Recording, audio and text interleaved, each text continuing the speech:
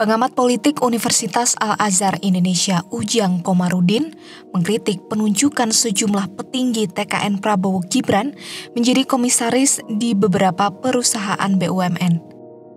Yang menduga hal itu sebagai bentuk balas budi Presiden Jokowi kepada mereka yang dinilai berjasa memenangkan Prabowo Gibran dalam Pilpres 2024. Ujang pun menyayangkan jika penunjukan tersebut hanya sebagai bentuk balas budi dan tidak mempertimbangkan kemampuan.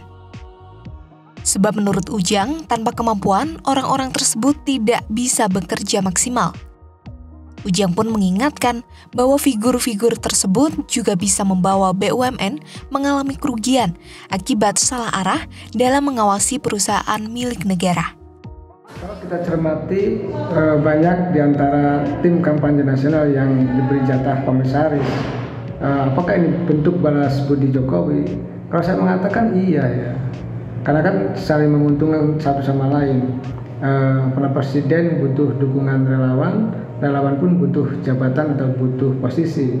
Nah, komisaris ini kan dewan pengawas, tugasnya mengawasi perusahaan. Kalau tidak punya kemampuan, tidak punya ilmunya, lalu apa yang akan diberikan atau sumbangsinya untuk BUMN?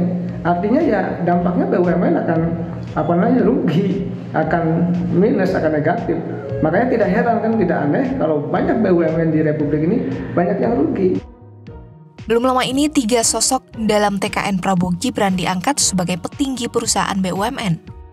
Pertama ada Wakil Ketua Dewan Pembina PSI sekaligus Wakil Ketua TKN Prabowo Gibran, Grace Natali. Ia ditunjuk sebagai Komisaris Mining Industri Indonesia atau MIND, sebuah BUMN holding industri pertambangan Indonesia yang beranggotakan beberapa perusahaan.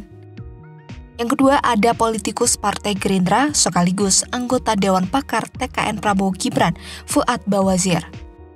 Ia juga ditunjuk sebagai Komisaris Utama MIND. Kemudian yang ketiga ada politikus Partai Gerindra yang juga Wakil Bendahara TKN Prabowo Gibran, Simon Aloysius Mantiri.